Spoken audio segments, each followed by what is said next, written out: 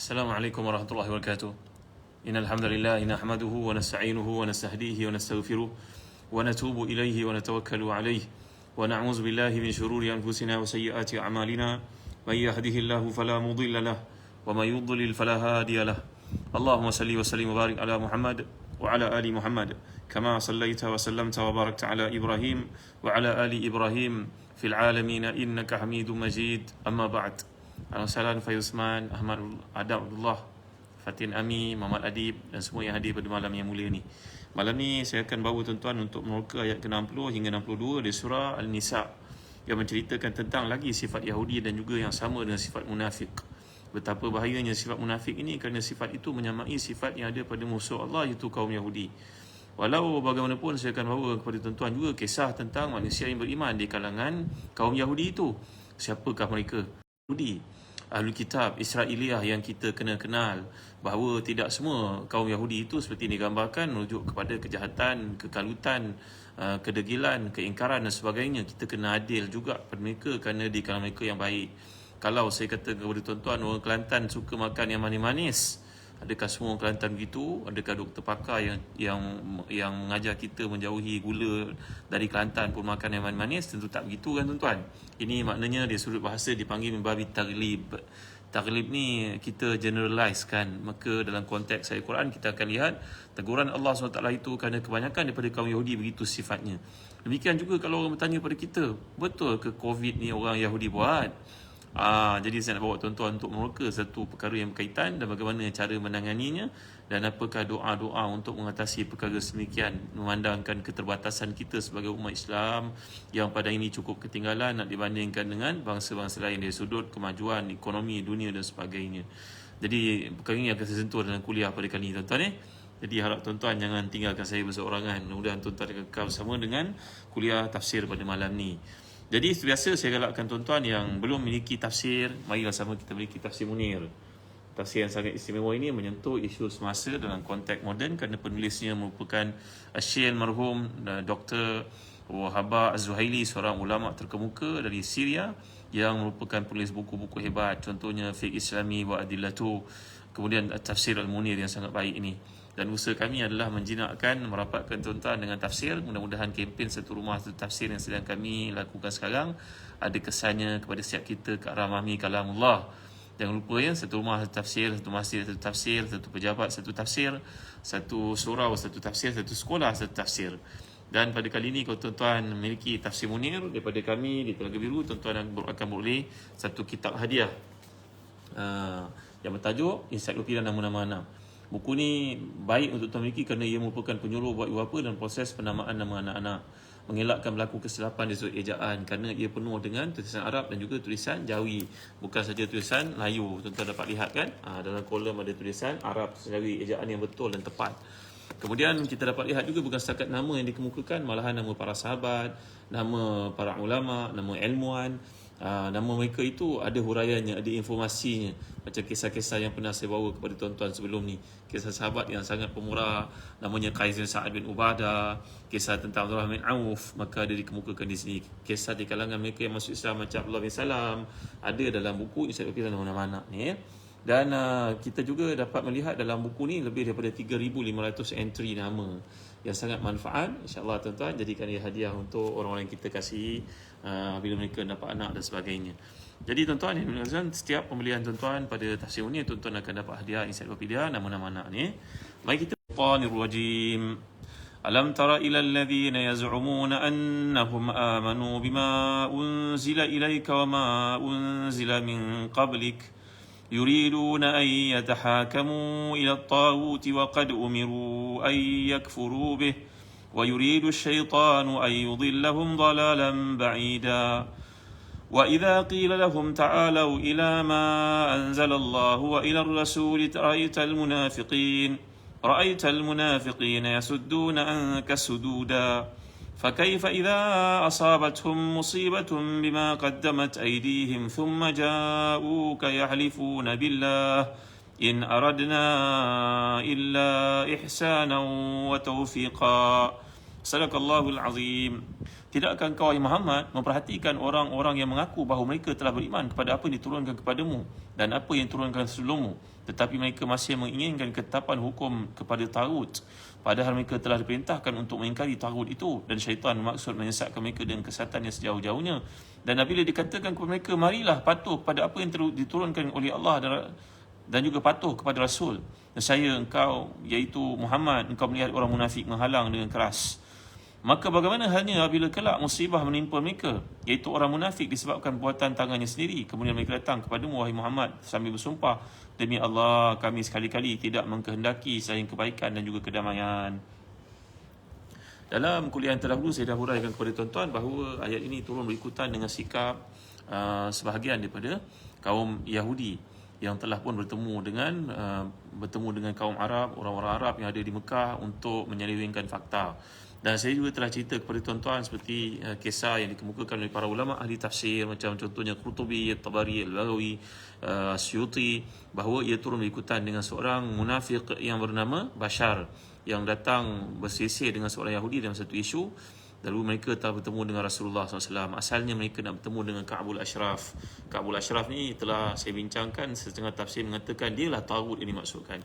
Apa sahaja perkara yang menyebabkan kita berpindah walak, keyakinan, ketaatan kepada Tuhan daripada Allah kepadanya, maka itu namanya Tagut, tuan-tuan. Tagut datang perkataan tara, yatgha, tughyan, yang merujuk kepada melampaui batas.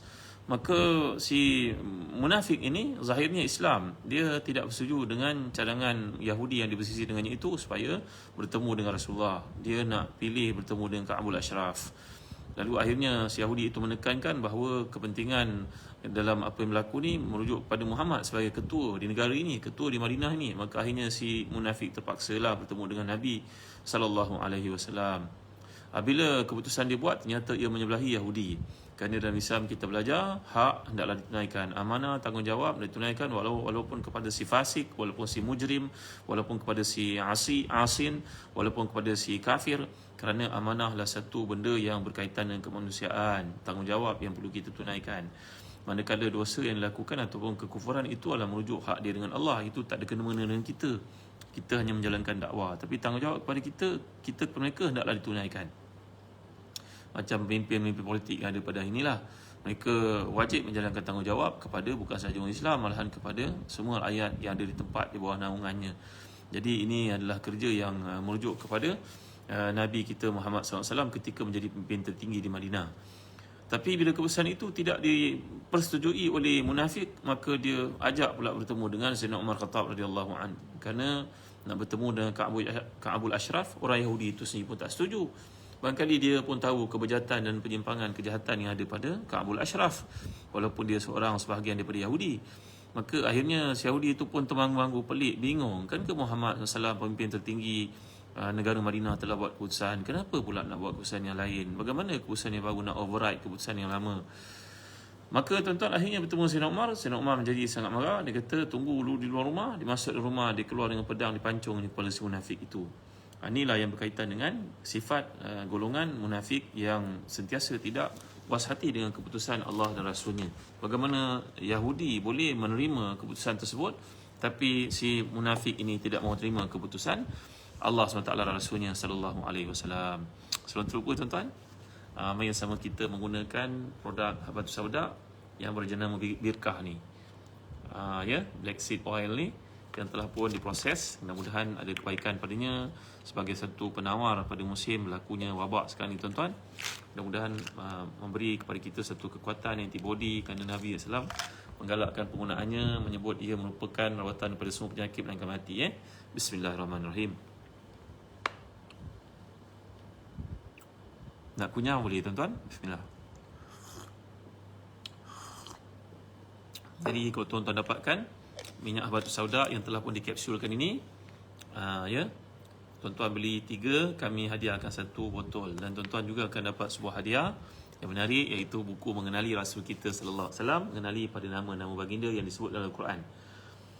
Buku berharga RM35 ini juga merupakan karya kepada penulis buku bestseller, iaitu Ustaz Ahmad Adnan Fadil. Buku beliau bertajuk Kenali Rasul kita Muhammad sallallahu alaihi wasallam, yang merupakan huraian dalam bentuk moden kepada Syama'il Muhammadiyah. Jadi buku yang pernah saya ceritakan dahulu memilikinya seolah-olah kita menjemput Rasulullah masuk ke rumah untuk memberikan tazkirah. Ini adalah ringkasannya. Ya, nama-nama Nabi SAW yang terdapat dalam Al-Quran. Ini hanya dapat dihadiahkan untuk tuan-tuan yang mendapatkan produk Birkah Habatus Sauda ni. Baik. Kita sambung semula perbincangan di sini. Maka dalam cerita yang dibawakan oleh para ulama tafsir itu adalah sikap Yahudi. Jadi kalau kita belajar bahasa Arab, perkataan yaz'um yang digunakan za'ama, yang digunakan oleh Allah SWT ni, ia merujuk kepada satu perkara yang berkaitan dengan waswas, satu perkara yang dekat dengan sangkaan yang belum tentu tepat. Inilah perkataan yang digunakan, iaitu maknanya mengira-ngira yang belum tentu betul ataupun tidak. Jadi apabila golongan Yahudi ni tadi menyangka apa yang ada pada mereka itu tidak, apakah engkau tidak melihat orang yang mengaku bahawa mereka telah beriman kepada apa yang diturunkan kepadamu dan apa diturunkan kepada sebelum kamu? Mereka mengira, mereka menjangkakan, mereka merasakan apa yang mereka imani itu lebih betul daripada apa yang dibawa oleh Nabi kita Muhammad sallallahu alaihi wasallam. Di sini kita dapat lihat laras bahasa yang digunakan oleh Allah, amanu bima unzila ilaika wa ma unzila min qablik.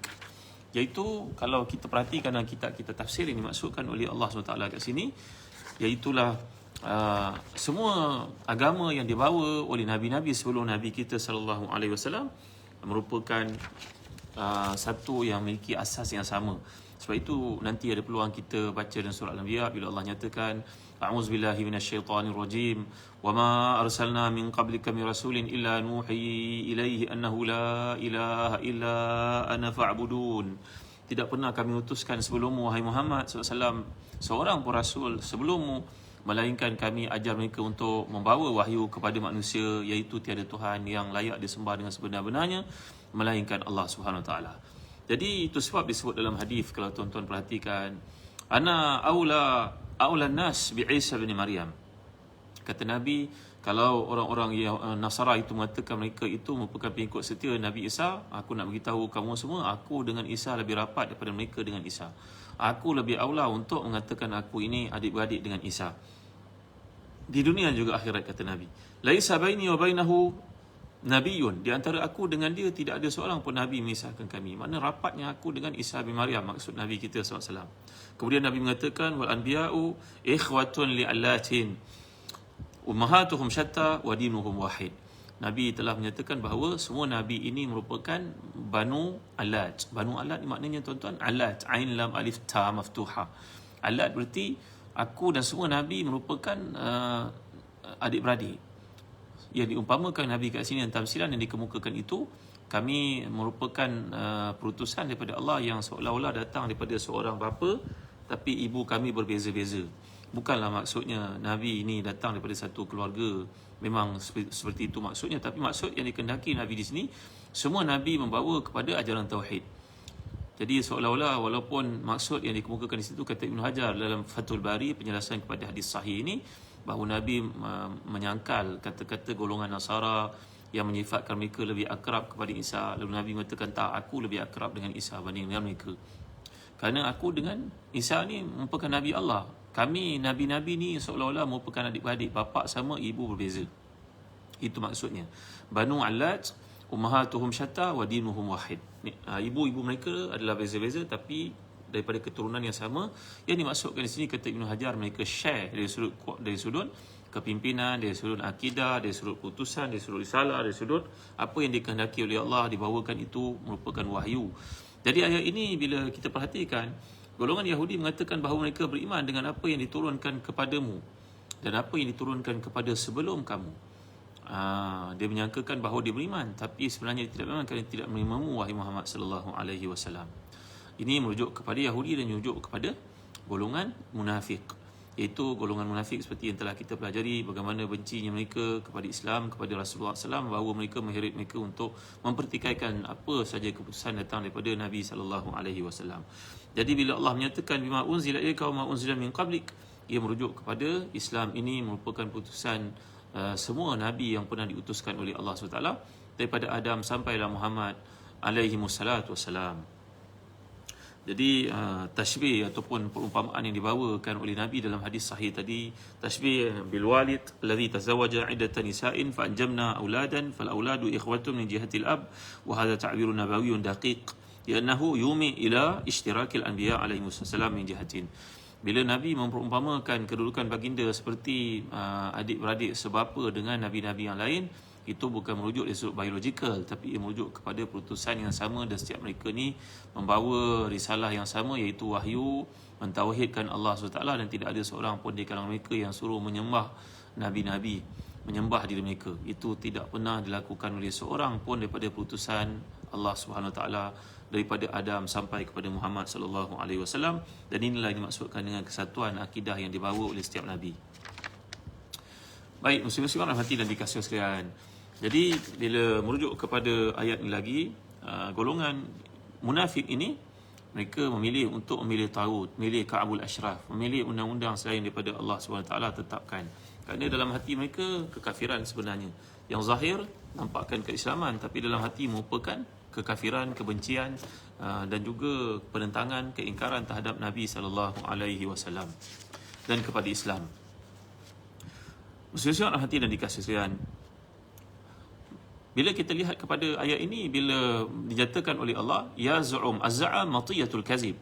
Kata para ulama tafsir, za'am ini za'am allazina kafaru alla yub'atsu. Mereka merasakan, mereka mengira-ngira. Jadi golongan munafik, kalau kita rujuk kepada munafik selepas sifat Yahudi diterangkan dalam ayat yang lalu, maka golongan munafik ini menyangka-nyangka dan mengira dan mengatakan mereka beriman. Ini kata Dr. Atik Nabulsi. Kalau anda pergi ke negara-negara barat yang mana lihat orang Islam yang duduk di sana, ialah mereka mendakwa mereka Islam, tapi dengan kahwinnya, anak-anaknya tak terurus, hidup cara orang-orang bukan Islam, dan percampuran, makan pun tak kisah, minum main bedal saja, apa ada makan main sapu saja, membujur lalu melintang sapu, habis semua dimakannya. Maka kata Dr. Atik Nabulsi, sikap seperti ini merupakan sikap yang kita bimbang padanya ada ciri-ciri kemunafikan. Kerana pihak munafik ini sentiasa memperjuangkan, mengatakan, menekankan aspek keislaman, kononnya masih lagi subur dalam diri mereka. Tapi hum fi wadin wal islamu fi wadin akhar. Mereka dalam satu sikap yang ditampilkan tidak menampakkan keislaman, bahkan kita nak kenal mereka pun susah, dan Islam berada di satu tempat yang lain. Ini amat beza dengan kerisauan, kebimbangan para salafus salih di kalangan sahabat-sahabat Nabi yang pernah saya bincangkan semalam dalam satu hadis riwayat Bukhari dalam sahihnya daripada Ibn Abi Mulaika, adraktu salasina min ashabin Nabi kulluhum yakhafu nifaqa ala nafsih. Berkata Ibn Abi Mulaika, aku pernah menemui lebih daripada 30 orang sahabat Nabi. Kesemua mereka ini bimbang andai nama mereka tertera di kalangan senarai para munafiqin yang ada pada Huzaifah bin Al-Yaman radhiyallahu anhu ardah. Sehingga datangnya Sayyidina Umar Khattab radhiyallahu an bertanya kepada Huzaifah bin Al-Yaman yang telah diceritakan sebelum ni, apakah nama saya tertera dalam golongan itu, wahai Huzaifah bin Al-Yaman? Nangis Huzaifah mendengar kata-kata itu. Wahai Umar Amirul Mukminin, Tuan merupakan orang yang paling aula selepas Abu Bakar Siddiq radhiyallahu an. Tak mungkin Tuan termasuk dalam list ini. Selepas itu mana-mana sahabat datang bertemu dengan Huzaifah untuk bertanya adakah mereka termasuk di situ.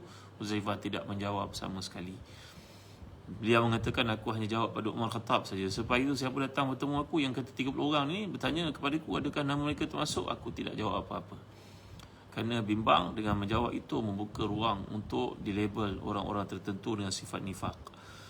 Jadi ini yang telah kita bincangkan ayat lalu, balillahu yuzakki man yasha wa la yuzlamuna fatila. Orang-orang beriman mereka cukup bimbang andai sifat nifak itu ada dalam diri mereka berbanding dengan si munafik yang memang munafik, dia merasakan diri cukup teguh imannya, dia boleh bangga dengan apa yang dia buat, dia boleh menunjuk apa yang dia lakukan.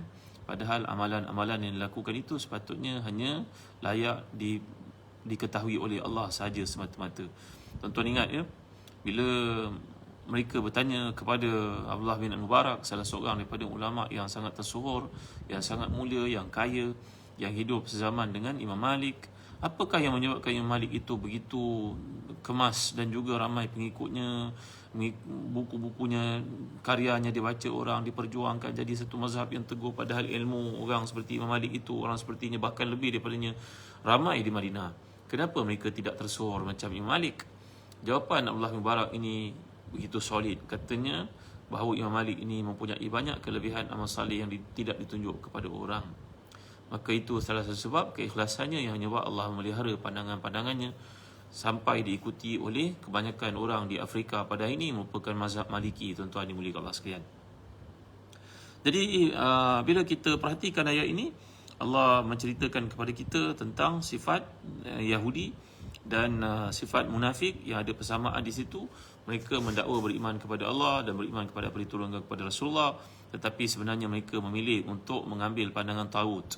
Tagut ni berarti apa-apa sahaja yang menyelewengkan orang itu daripada Allah, maka ia dipanggil sebagai tagut. Namun demikian, jangan kita terlupa tuan-tuan, ayat ini bila menceritakan tentang kejahatan, kebejatan, pengingkaran dan juga penyimpangan oleh golongan Yahudi, ada di kalangan mereka yang baik. Seperti yang kita ceritakan sebelum ini, namanya Abdullah bin Salam, yang asalnya Husain bin Salam. Begitu juga salah seorang isteri Nabi SAW, namanya Safiyah binti Huyai. Siapakah Safiyah binti Huyai ini tuan-tuan? Merupakan seorang daripada keturunan Yahudi. Bapanya merupakan Huyai bin Akhtab, yang merupakan pemimpin orang Yahudi. Dan Safiyah ni daripada kecil hatinya cenderung kepada Islam. Safiyah ni diceritakan pernah mimpi sebanyak 2 kali bulan jatuh ke riba, tuan-tuan dimuliakan Allah sekalian. Beliau mimpi masa kecil, cerita pada bapanya, "Man tadi mimpi ayah ni pemimpin orang Yahudi. Man tadi saya mimpi, apa mimpi kau? Saya mimpi man tadi bulan jatuh ke riba." Maka dia ditampar oleh ayahnya, tuan-tuan. Kemudian dia pun berkahwin. Dia berkahwin dengan sepupu dia. Maka bermimpi lagi sekali. Bermimpi tentang bulan jatuh ke riba. Maka dia tampar, ditempeling lagi sekali oleh suaminya. Ketika beliau diperisterikan oleh Nabi SAW, ketika suaminya merupakan Salam bin Mishkam, yang merupakan seorang daripada pejuang, warrior kepada kaum Yahudi, dan merupakan seorang penyair yang hebat. Penyair ini ibarat macam artis lah, orang terkemuka, penyanyi, bahan liriknya dikaji orang, tulisan-tulisannya mengecam Islam. Kemudian bila berlaku perang Khaybar, maka dia jatuh ke tangan kaum muslimin sebagai asra, sebagai golongan tawanan perang, tebusan perang. Maka beliau dipilih oleh Nabi SAW untuk diperisterikan, dan Nabi pun beri kepadanya pilihan, sama ada engkau nak masuk Islam dan aku berkahwin dengan kau, ataupun engkau nak kekal dalam agama Yahudimu, aku boleh kembalikan kau pada keluargamu, kata Nabi SAW. Maka berkatalah Safiyah, wanita yang sangat mulia, yang telah pun ditetapkan oleh Allah sejak azali akan jadi seorang isteri Nabi yang sangat mulia, yang punya peranan besar dalam Islam, seorang yang banyak sedekahnya, tuan-tuan. Ketika wafat, sebelum wafatnya, diberi wang kepada Aisyah radhiyallahu anha, seluruh hartanya, tuan-tuan. 1000 dinar diberi kepada Aisyah radhiyallahu anha. Allahu akbar, masya-Allah, tabaraka wa taala. Walaupun pernah Aisyah berkata tentangnya, Safiyah ni cantik, cuma dia rendah. Maka Nabi menjadi sangat terkesan dengan kata-kata Aisyah terhadap Safiyah itu, tuan-tuan. Maka Nabi berkata kepadanya, tahu tak kamu berkata satu perkara, kalau perkataan itu dicampur dengan air laut, maka kata-kata itu akan mengotori air laut, menunjukkan kepada beratnya kata-kata penghinaan yang kau berikan, yang kau kenakan kepada Safiyah itu.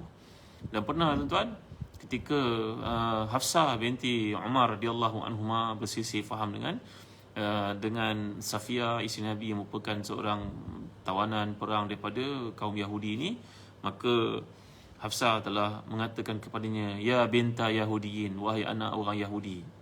Safiyah pun menangis jumpa dengan Rasulullah SAW. Rasulullah mengesat matanya. Romantiknya Rasulullah kita dengan para isteri, tuan-tuan. Maka Nabi SAW telah berkata kepada Safiyah, ini lain kali kalau dia cakap dengan kau kata pada dia, aku suami aku Nabi, bapa aku Nabi, pakcik aku Nabi. Nabi pesan kepada Safiyah ini untuk berkata demikian kepada mana-mana orang yang menyerangnya, yang menyelarnya. Dan kes tadi Hafsah binti Umar, anak kepada Sayyidina Umar Khattab radhiyallahu an, seorang yang tajam kata-katanya, tuan-tuan, ni outspoken macam ayahandanya Umar Khattab radhiyallahu an. Maka Nabi SAW berkata kepada Safiyah ni, lain kali kalau dia cakap dengan kau macam tu, kau diejek kau apa-apa, kau jawab, aku suami aku Nabi, bapa aku Nabi, pakcik aku Nabi. Kau siapa? Jawab macam tu padanya, seolah Nabi mengajar dia. Allahu akbar, masya-Allah, tabaraka wa taala. Jadi bagaimana Nabi mengajar Safiyah ini untuk berkata dan bercakap. Safiyah seorang wanita yang sangat mulia, tuan-tuan dan hati dan dikasihi. Ketika para isteri ini berkumpul di rumah Aisyah radhiyallahu anha, yang Nabi minta izin untuk menghadapi sakaratul maut di situ, dan Nabi wafat dalam bilik Aisyah radhiyallahu anha, di atas riba Aisyah radhiyallahu anha, bukan seperti mereka katakan di rumah Fatimah binti Rasulullah. Tidak, Rasulullah wafat di rumah Aisyah radhiyallahu anha. Dan ketika para sahabat berselisih pendapat apakah nak dibawa pulang jenazah Nabi ke Mekah ataupun dikebumikan di Baqi', maka Abu Bakar Siddiq radhiyallahu anhu berkata, aku mendengar Rasulullah bersabda, seorang Nabi apabila dia wafat hendaklah dikebumikan di tempat dia wafat itu. Maka Nabi dikebumikan dalam makam baginda itu di dalam bilik Aisyah radhiyallahu anha. Jadi tuan-tuan hati dan dikasihan, apa saya cerita tadi saya pun dah lupa. Banyak sangat nak cerita. Jadi dalam apa yang berlaku tadi, ketika para isteri itu berkumpul di rumah Aisyah radhiyallahu anha untuk melihat saat-saat yang sangat pilu itu kewafatan Nabi SAW, maka Safiyah ini berteriak tuan-tuan, nangis dia, menjerit dia, ya. Lalu dia berkata kata-kata yang sangat hebat, inni wallahi ya Nabi Allah la waritu an ladhi bika bi, wahai Rasulullah, wahai kekasih Allah, saya bercita-cita seandainya saya yang merasai sakit itu, bukan Tuhan. Bila Safiyah berkata demikian, isteri-isteri lain yang berada di situ semuanya, apa istilah kita nak sebut, terbeliak matanya memandang Safiyah ini. Kau seorang je soalan macam tu lah tuan-tuan. Para isteri ni memandang Safiyah dengan perasaan marah ataupun macam nak kata apa tuan-tuan ni, nak kata nanti takut silap kata pula. Kalau tuan-tuan ada peluang, tuan-tuan baca nanti buku yang bertajuk Asam Garam Rumah Tangga Rasulullah ni. Ni kalangan Ustaz Luqman Makhtar. Banyak membantu kita untuk memahami keluarga Rasulullah, rumah tangga Rasulullah SAW.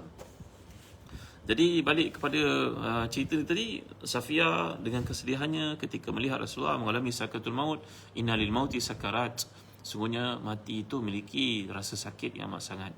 Baginda salam minta kayu sugi, minta tangan masukkan dalam air, sapu wajah baginda salam. Dibuat begitu oleh Aisyah radhiyallahu anha. Para isteri semua melihat, maka oleh kerana kesedihan yang sangat berlaku kepada Safiyah ni, dia lantas terkeluar daripada mulutnya tanpa disengajakan berkata, wahai Rasulullah, saya bercita nak ambil tempat Rasulullah dan menghadapi penyakit ni, biarlah saya yang menanggung, bukan Rasulullah SAW. Maka tuan-tuan hati dan dikasihan, inilah kehebatan seorang wanita daripada keturunan Yahudi yang saya ceritakan tadi. Ketika Rasulullah berkahwin dengannya, Rasulullah melihat pada wajahnya ada kelihatan seperti lebam tuan-tuan. Lebam. Apa lebam Satu kesan di mukanya. Maka Rasulullah bertanya, ni apa benda yang berkesan di mukamu ni wahai? Ketika Rasulullah menawarkan kepada Safiyah binti Huyai ini, bapanya musuh Islam, anaknya kekasih Rasulullah. Maka ketika Rasulullah menawarkan kepadanya, apa kau pilih untuk masuk Islam, aku berkahwin denganmu, ataupun kau kekal dalam Yahudi, aku nanti pulangkan kau kepada keluargamu. Maka jawapan Safiyah, wahai Rasulullah, saya sebenarnya daripada kecil telah mimpi tentang Rasulullah hidup saya berkali-kali. Mimpi melihat bulan purnama tuan-tuan. Dan satu daripadanya, ketika saya dah berkahwin, saya melihat bulan itu jatuh ke riba. Saya cerita dengan suami saya memukul saya dengan kuatnya. Dan inilah kesan latmah, kesan lebam ataupun kesan apa nak sebut ada kesan lah di mukanya, kesan lebam ke kesan apa ke, kerana suaminya juga merupakan orang yang berpengetahuan tinggi dalam agama Yahudi. Bila menyebut tentang Qamar, iaitu bulan yang penuh, ia merujuk kepada Rasulullah sallallahu alaihi wasallam dalam pengetahuan orang-orang ahli kitab, pengetahuan Yahudi. Maka suami saya telah pun memukul saya. Sebelum itu bapa saya pernah pukul saya kerana mimpi yang sama yang hinggap yang datang dalam tidur saya. Jadi menunjukkan kepada kita, kadang-kadang mimpi ini datang kepada seorang bukan Islam pun, ia membawa hidayah kepada seseorang itu. Kadang mimpi berlaku kepada si kafir, macam Aziz Misr, iaitu pemimpin negara Mesir pada zaman Nabi Yusuf AS, ketika baginda berada dalam penjara, yang membawa kepada pentakwilan itu dan baginda dibebaskan. Raja itu seorang kafir, dia mimpi melihat 7 tangkai yang basah dengan 7 tangkai yang kering, 7 lembu yang gemuk dimakan oleh 7 ekor lembu yang kurus. Dan kemudian datang Nabi Yusuf untuk mentakwilkannya, menunjukkan kepada kita kadang-kadang mimpi ini hadir dalam kehidupan seorang walaupun dia bukan Islam, kerana ia merupakan satu hadiah. Zalika fadlullah yu'tihi may yasha, Allah memberi hadiah kepada siapa yang dikehendaki olehnya. Baik, inilah cerita tentang seorang manusia yang beriman kepada Allah. Dalam kita bercerita tentang Yahudi, ada di kalangan mereka yang beriman. Sampai kali ini, kalau tuan-tuan ada peluang, tuan-tuan pergi ke Palestin, tuan-tuan pergi ke negara haram Israel itu, kita ada peluang tuan-tuan pergi bersama kami di Zan Travel Nanti saya bawa tuan-tuan pergi tempat yang namanya Besan, tempat yang namanya Baisan, tempat namanya Babulut, tempat nanti Nabi Isa membunuh Dajjal, dan tempat datangnya nanti Ya'juj dan Ma'juj, kan. Jadi kalau kita lihat tuan-tuan hati dan dikasihan dalam konteks penceritaan yang dibawakan ini, bahawa Nabi kita sallallahu alaihi wasallam telah pun membawa kepada kita kisah-kisah ini dalam hadis, dalam tafsir Quran. Dan kalau tuan-tuan pergi ke negara Palestin pada hari ini, tuan-tuan pergi bahagian Tel Aviv. Nanti saya tunjuk tuan-tuan peluang tuan-tuan ikut saya nanti insya-Allah. Mudah-mudahan COVID ini berakhir segera, kita boleh travel ke mana saja, umrah dan sebagainya. Kalau tuan-tuan pergi ikut kami di negara haram Israel di Palestin itu, tuan-tuan lihat dalam Tel Aviv itu masjid indah-indah, besar-besar, dibina oleh orang Yahudi ke? Orang Israel, orang Arab yang pilih kerakyatan Israel. Mereka orang Arab, tapi mereka berada di situ dan mereka buat masjid. Dan ada di kalangan orang Israeli, orang Yahudi yang sikap mereka ni, mereka merupakan orang yang tidak beragama, menganggap bahawa apa saja baik. Mereka terima Islam juga sebahagian daripada kehidupan mereka, macamlah kita lihat di negara-negara sekular yang lain, tuan-tuan. Jadi bila kita bercerita tentang Yahudi ni, kebanyakan yang dimaksudkan ini merupakan penentang kepada Islam. Ada sebahagian yang beriman yang kita tidak nafikan. Nanti kita akan jumpa ayat-ayat seperti ini tentang orang Yahudi dan juga orang Nasara, yang mana mereka cenderung kepada Islam, cuma mereka tidak dapat hidayah kepada Islam. Nanti dalam surah Ali Imran insya-Allah. Baik. Jadi ayat ini menceritakan tentang sikap golongan Yahudi dan golongan munafik yang terikut-ikut dengan Yahudi itu. Orang munafik mereka tidak beriman kepada Nabi walaupun zahirnya nampak Islam. Maka apakah rujukannya untuk menentang Nabi? Rujukannya adalah Yahudi. Maka itu sebab dalam ayat ini menceritakan sebahagian mereka memilih untuk mengikut Yahudi walaupun zahirnya nampak Islam, macam kisah Bashar itu. Dan jangan kita jadi seperti golongan yang ada pada hari ini yang merasakan bahawa undang-undang selain daripada undang Islam itu lebih baik. Ini satu penyakit yang bahaya, tuan-tuan.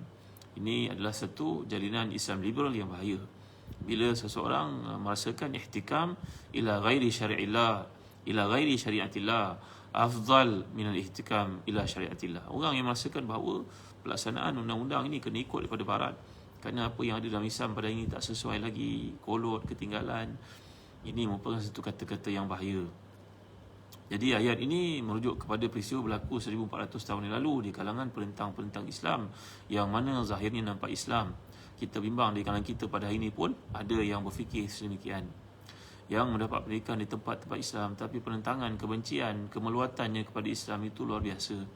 Maka inilah yang membawakan ayat ini agar dibawa kepada versi moden dalam suasana pada hari ini, kerana prinsip yang kita belajar tafsir Quran al-ibratu bi umumil lafzi la bi khususi sabab, bahawa pengiktibaran yang kita ambil daripada ayat Quran jangan dibataskan dengan zaman yang ditentukan turun Al-Quran itu semata-mata, tapi naklah dibawa kepada hukum yang lebih luas dalam suasana yang berbeza, zaman yang berbeza. Nampaknya orang-orang beriman ini yakin bahawa dengan ketetapan Allah itu yang sebaik-baiknya. Sebab itu dia sebut di hujung ayat ini, wa qal umiru ayakfuru bih wa yuridu syaitan wa yudhillahum dhalalan ba'ida. Orang-orang kafir, orang munafik ini merasakan keputusan tagut itu lebih baik. Mereka pilih tagut walaupun tagut itu mendekati syaitan, dan syaitan itu nak mereka sesat sejauh-jauhnya. Inilah beza di antara sifat orang beriman, kualiti yang ada pada orang beriman, dan sifat yang ada pada orang kafir. Orang kafir menempati masa kerana wang. Orang kafir menempati masa kerana itu merujuk kepada kebendaan. Tapi kita menempati masa kerana kita merupakan orang Islam. Bila Allah turunkan surah Wal Asr, maka para sahabat telah menjadikan satu kerukunan dalam pertemuan mereka untuk membacakannya, kata Imam Syekh Muhammad Ali As-Sabuni dalam tafsir ayat surah Al-Asr. Mereka, para sahabat, menjadikan dia satu sunnah. Sunnah ni tradisi untuk mengingatkan mereka waktu lupa, iaitu selepas pertemuan baca tasbih kafarah dan juga suratul Asr, bagi mengingatkan mereka jangan lupa bahawa masa ini merupakan kehidupan, masa ini sebahagian daripada ibadah, waktu menepati dan sebagainya. Pernah diceritakan bahawa sifat orang Islam, seorang Afghani bekerja di, seorang Moroccan, seorang Maghribi bekerja di Amerika, di Washington, bekerja sebagai pemandu teksi. Ini peristiwa berlaku 30 tahun lalu, tuan-tuan. Berapa sangat pendapatan seorang pemandu teksi? Kat Amerika ke, kat mana ke, walaupun pendapatannya banyak, tapi cost of living pun maka jadi sama lebih kurang lah. Ada pemandu teksi di mana tempat dan dunia pun, di Jeddah ke, di Malaysia ke, lebih kurang sama dalam kadar kehidupan. Tuan-tuan, orang Arab Maghribi ini satu hari bawa seorang perempuan. Dan tiba-tiba bila dia dah hantar perempuan itu, zaman dulu tak ada kemudahan telefon macam kita, tak ada WhatsApp, tak ada apalah tuan-tuan. Maka dia pun pulang ke rumah menjelang malam. Dia pun kemaskan kereta dia. Tiba-tiba dia mendapati ada satu handbag perempuan, dalamnya ada lebih $10,000 tuan-tuan. Masya Allah, cemas dia bukan kepala, tak boleh tidur malam dia. Pegang duit itu. Besok terus pergi ke balai polis yang berdekatan di Washington dan menyerahkan kepada balai polis dan berkata kepada polis, macam mana boleh di-trace perempuan ni? Saya sanggup tak bekerja hari ini untuk memastikan handbag ni sampai kepada dia. Lalu ketua chief balai polis itu berkata kepada tentera, tengok ni orang Maghribi ni, kau agama apa? Agama Islam. Kenapa kau begini? Kerana aku ada akhirat besok akan ada pertimbangan. Kan ke orang ni bukan orang Islam, kenapa kau kena raihkan dia? Kerana dia manusia. Jawab madu taksi dengan keterbatasan maklumat yang dia ada. Maka chief polis ni masa terkejut lihat, dia bertanya kepada polis yang ada di balai itu, kalau kamu semua jumpa duit lebih daripada $10,000 ni, kamu buat apa? Oh, kami kalau dapat pesta lah kami. $10,000 pada waktu itu mungkin macam $100,000 pada hari ini tuan-tuan. Maka akhirnya ditemui perempuan itu dan dikembalikan wang tersebut. Maka tuan-tuan hati dan dikasihan, ini dia perbezaan antara orang Islam dengan bukan Islam. Orang Islam dia buat satu benda kerana dalam dirinya ada iman. Dia mendidik anak kerana itu tanggungjawab. Dia menepati waktu kerana itu merupakan ibadah. Dalam diri dia al-wazi'. Dia menjaga ibu ayahnya sebab yakin ada akhirat. Tapi orang kafir menjaga ayah ibunya kerana mengharapkan ada pulangan keduniaan. Maka itu sebab di negara-negara kafir di luar sana kita melihat mereka ada Father's Day, Mother's Day, kerana hari lain itu dibuang ayah ibu itu. Maka pada hari tersebut sehari dalam setahun hendaklah kembali menjaga dan sebagainya. Ini kebanyakan mereka, bukan keseluruhan. Maka yang kita pakai dari sudut kaedah, ukurannya membabi taglib yang kita gambarkan tadi, dari sudut kebanyakan orang begitu cara berfikir bertindaknya. Jadi kembali kepada ayat ni tadi, orang beriman melihat satu perkara itu di perspektif akhirat. Itu sebab mereka belajar Rabbana atina fid dunya hasanah wa fil akhirati hasanah wa qina azabannar. Sedangkan si kafir melihat perkara itu dari sudut kebendaan semata-mata. Tiada apa-apa reward akhirat untuk mereka, kerana mereka dengan akhirat itu tidak ada langsung. Tuan-tuan kena ingat ya, tak ada satu description perjalanan menuju ke akhirat yang lebih lengkap dan lebih sempurna daripada apa yang disebut dalam Islam berbanding dengan apa sahaja ideologi dan agama yang di dunia. Tuan-tuan bukalah mana-mana rujukan dalam kitab-kitab sains daripada Islam. Kalau tuan-tuan ada peluang, tanyalah pada pemimpin-pemimpin agama mereka, andai ada satu perjalanan yang cukup lengkap yang ditunjukkan dalam agama mereka seperti yang ada dalam Islam, barulah datang kalau ada contoh. Mereka boleh berkata sebab mati ada kehidupan lain. Cuba cerita macam mana kehidupan tu, apa bekalan kena bawa. Tak ada yang lebih lengkap berbanding dengan Islam, tuan-tuan yang dirahmati dan dikasihi sekalian. Kemudian dalam ayat yang ke-60, 61, wa idza qila lahum ta'alu ila ma anzalallahu wa ila rasuli ra'aital munafiqina yasudduna anka sududa. Dan apabila dikatakan kepada mereka, marilah patuh pada apa yang diturunkan Allah dan Rasulnya, nescaya engkau iaitu Muhammad akan melihat munafik menghalang dengan keras daripadamu. Kalau kita belajar perkataan bahasa Arab, ta'alau ini datang perkataan ulu. Orang selalu sebut al-Islam ya'lu wa la yu'la alaihi. Islam itu lebih tinggi, tiada yang lebih tinggi daripada ini. Jadi kalau kita belajar asal-usul perkataan ta'alau ni dalam kamus-kamus bahasa Arab, contohnya Al-Mufradat oleh Al-Asfahani, bahawa perkataan ta'alau ni merujuk kepada ulu, tinggi, iaitulah menggambarkan bila Nabi ataupun kita memanggil orang untuk ikut kita, kita berada di tempat yang tinggi. Maknanya orang itu akan kalah. Mungkin ada lautan yang mengganas, tsunami akan menenggelamkannya. Maka kita berada di tempat tinggi. Maka ta'alau itu mari naik tempat tinggi. Tempat ini akan selamatkan kamu dari bahaya kat bawah tu. Aku kat atasnya, aku nampak bawah tu, mari. Ini indahnya perkataan bahasa Arab bila kita lihat kepada akar umbi perkataan tersebut, tuan-tuan, disebut sarafnya. Jadi kerana tempat tinggi itu secara umumnya lebih aman daripada tempat yang rendah. Maka ia mengisyaratkan kepada keselamatan, mengisyaratkan kepada sifat positif, mengisyaratkan kepada manfaat dan kegunaan, keselamatan bagi orang yang dipanggil.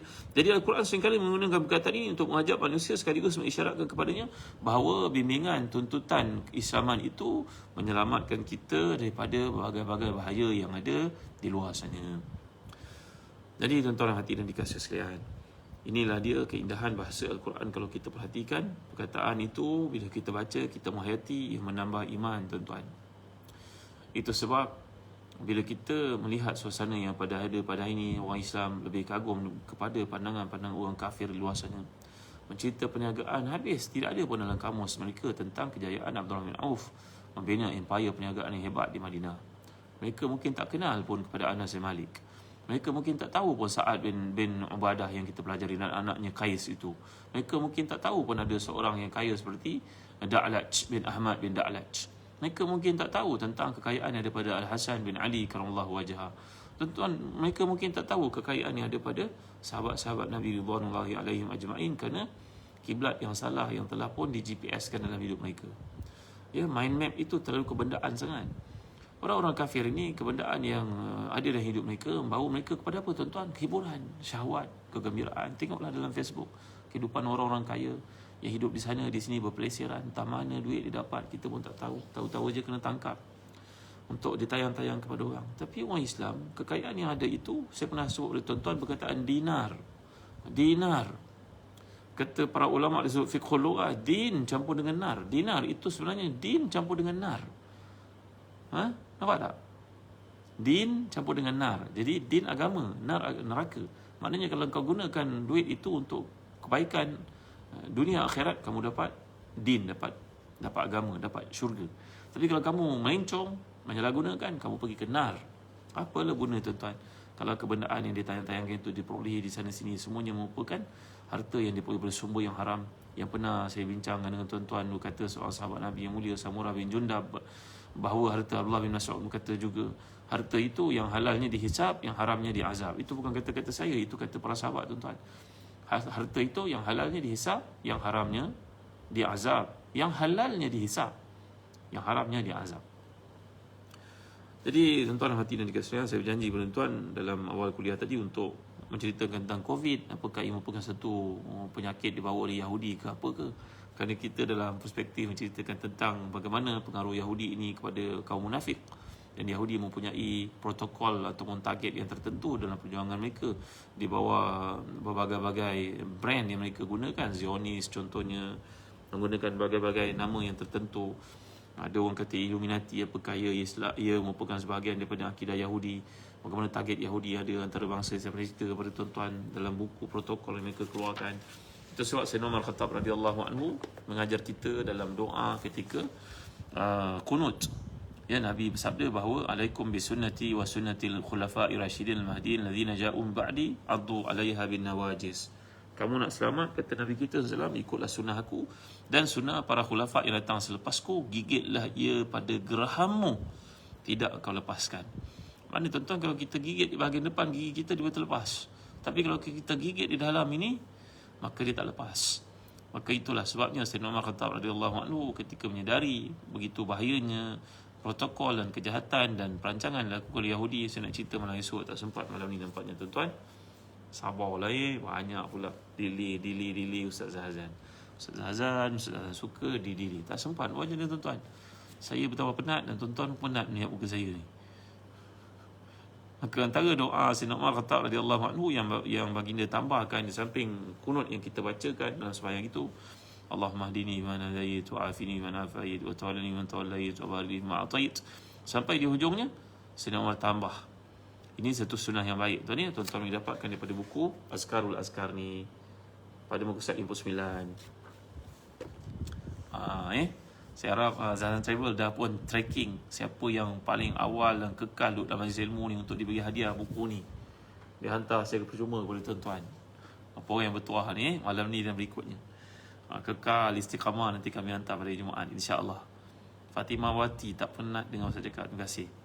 Antara doa Sayyidina Umar Khattab radhiyallahu anhu dalam tambahan beliau terhadap bahayanya impak ataupun pengaruh dan juga kerosakan yang dibawa oleh puak Yahudi dan Nasara kepada Islam ni agar kita tak terpengaruh tuan-tuan.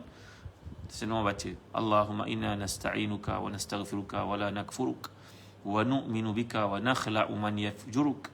Ya Allah, kami mohon pertolongan kepadamu, mohon keampun kepadamu, tidak mengkufurimu. Kami beriman kepadamu, kami berlepas dan meninggalkan golongan yang menderhakaimu.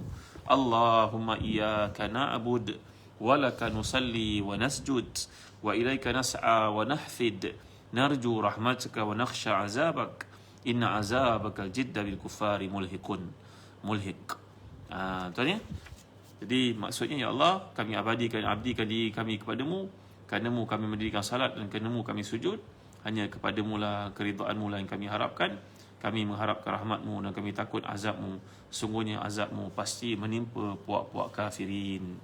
Inilah antara doa Sayyidina Umar Khattab radhiyallahu anhu yang baginda tambah dalam doa kunut. Di samping yang kita baca itu tuan-tuan, elok juga kita baca pada hari ini dalam suasana yang penuh fitnah kepada umat Islam dan juga berbagai-bagai angkara dilakukan terhadap Islam. Bacalah sebagai satu usaha kita untuk menyelamatkan umat Islam kita dan juga semua umat Islam di dunia daripada tipu daya dan angkara mereka. InsyaAllah esok saya akan ceritakan tentang wabak dari perspektif Islam. Apakah ia berkaitan dengan Yahudi? Kerana ia dalam konteks penceritaan pada ayat yang ke-62 dan berikutnya. Setakat itu saja dulu tuan-tuan. Terima kasih kerana kehadiran tuan-tuan. Lagi sekali saya jemput tuan-tuan untuk menggunakan produk berasaskan Habatus Sauda, namanya Birkah ni. Tuan-tuan beli 3 dapat hadiah 1, dan bagi tuan-tuan yang nak meniaga, nak belajar meniaga jadi stokis, ejen, kami sangat galakkan. Bagi hadiah kami tawarkan untuk tuan-tuan ni. Jadi marilah kita guna sama-sama. Saya tunjukkan sekali. Tengok ni. Telah pun dikapsulkan seperti ini dengan harga yang halal, dipastikan halal, diluluskan oleh KKM. Bismillahirrahmanirrahim. Marilah kita gunakan tuan-tuan. InsyaAllah bagi penyakit, Nabi SAW menjanjikan padanya ada rawatan pada semua penyakit, melainkan kematian. Apa saja penyakit, insyaAllah sebagai rawatan yang berteraskan kepada sunnah Nabi, kita amalkan. Setakat ini saja tuan-tuan untuk perkongsian kita pada malam ni, dan saya harap Zalan Travel dapat tracking sahabat tuan-tuan yang begitu committed daripada awal hingga ke akhir kuliah untuk kami hadiahkan buku-buku manfaat seperti buku Askarul Askar ni. Dan tadi saya sebutkan tentang buku Rumah Tangga Rasulullah, karangan Ustaz Roman Makhtar. Juga sangat baik untuk kita memiliki cerita tentang adegan dalam kehidupan Nabi dengan para isteri, apa yang berlaku di kalangan mereka untuk mengambil pengajaran ni. Sangat indah dan cantik ulasan dikemukakan di sini. Baik, setakat ini saja dulu. Wallahu a'lam. Wassallallahu ala sayyidina Muhammad wa ala alihi wasahbihi wasallam. Alhamdulillahirabbil alamin. Allahumma ighfir lana dhunubana wa liwalidina warhamhum kama rabbawna shighara wa li jami'i ashabil huquq alaina minal muslimina wal muslimat al mu'minina wal mu'minat bi rahmatika ya arhamar rahimin. Allahumma a'inna ala dzikrika wa syukrika wa husni ibadatik. Allahumma ja'alna muqimis salah wa min dhurriyyatina rabbana wa taqabbal du'ana. Allahumma inna na'udzubika min jahdil bala wa daraki syaqa wa su'il qada wa syamatatil a'da. Ya Allah, kami mohon keselamatan kepadamu dari segala bentuk bahaya, ya Allah, dari segala bentuk penyakit, dari segala bentuk musibah, dari segala bentuk kegembiraan musuh terhadap kelemahan-kelemahan kami, ya Allah. Rabbana atina min ladunka rahmatan wa hayyi lana min amrina rasyada. Rabbana atim lana nurana waghfir lana innaka ala kulli syai'in qadir. Allahumma kfina bihalalika an haramik wa aghnina bifadlika amman siwak. ربنا لا تدع لنا في مقامنا هذا ذنبا إلا غفرته ولا مريضا إلا شفيته ولا هما إلا فرجته ولا عيبا إلا سترته ولا غائبا إلا رددته ولا مسافرا إلا سلمته ولا عيبا إلا سترته ولا حاجة من هوائج الدنيا والآخرة يا لك رضا ولنا فيها صلاة إلى أديتها وقضيتها ويسرتها يا رب العالمين. وصلى الله على سيدنا محمد وعلى آله وصحبه وسلم. الحمد لله رب العالمين. اتقوا الله منا ومنكم. بسم الله الرحمن الرحيم. والعصر إن الإنسان لفي خسر إلا الذين آمنوا وعملوا الصالحات وتواصوا بالحق وتواصوا بالصبر. سبحانك اللهم وبحمدك أشهد أن لا إله إلا أنت أستغفرك وأتوب إليك. Terima kasih Liz Kaiman. Terima kasih atas doa. Terima kasih Razman Rahman Zufar Nur Syafiqah Farid Misbah. Terima kasih tuan. Yang mulia Dayang. Terima kasih Nur Aina, Jana Yusof. Terima kasih semua. Jangan lupa kenal saya dan doa tuan-tuan. Sekian, Assalamualaikum warahmatullahi wabarakatuh.